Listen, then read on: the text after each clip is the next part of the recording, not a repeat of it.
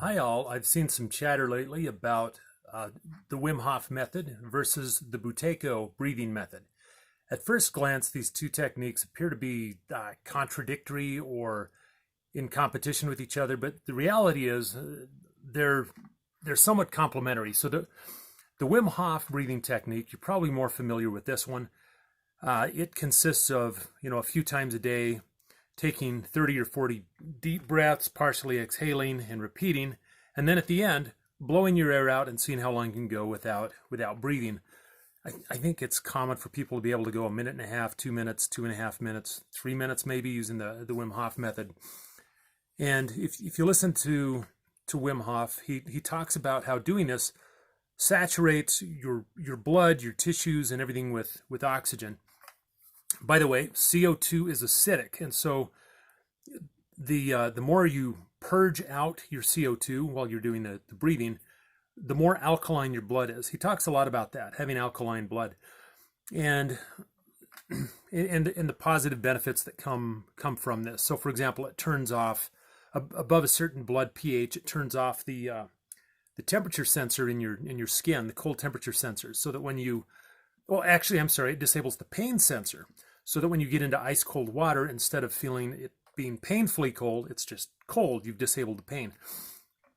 So that's the Wim Hof breathing technique.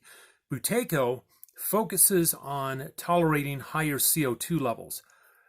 The higher CO2 level you can tolerate, the less you feel inclined to breathe. So, for example, you're doing wind sprints, but you're not getting winded because when you do wind sprints, you build up CO2, but that's okay. You're comfortable with high levels of CO2.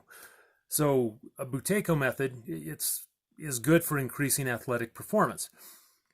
And so on one hand, you have Buteyko, who is saying avoid overbreathing, and then you have Wim Hof, who is saying hyperventilate. How do you reconcile these two? Well, it's really pretty simple. Wim Hof is saying hyperventilate once a day for about 10 minutes. Buteyko is saying during the rest of the day, breathe as little as you can. Get used to as much CO2 as you can be used to. Where the two of them overlap is that by doing the Wim Hof method and practicing holding your breath for as long as you can, you actually build up a CO2 tolerance. And so doing the Wim Hof method makes it so you breathe more effectively throughout the rest of the day because you can tolerate higher CO2 levels, which means you'll breathe less often. Now, also, you're going to want to breathe through your nose. That's another big Buteyko thing. While you're doing the Wim Hof method, breathe however you want to get as much air as you can. If you're doing Buteyko, breathe in through your nose. You breathe in. Your nasal cavity actually creates nitric oxide, and so by breathing that in, it softens your arteries.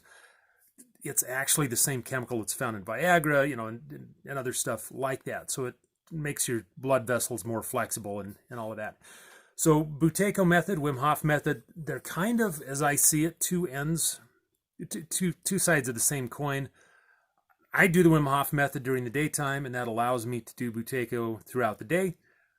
Like, subscribe. I'd love to hear your comments. Let me know what you think. Let me know what experience you've had on this. Thank you very much. Talk to you soon.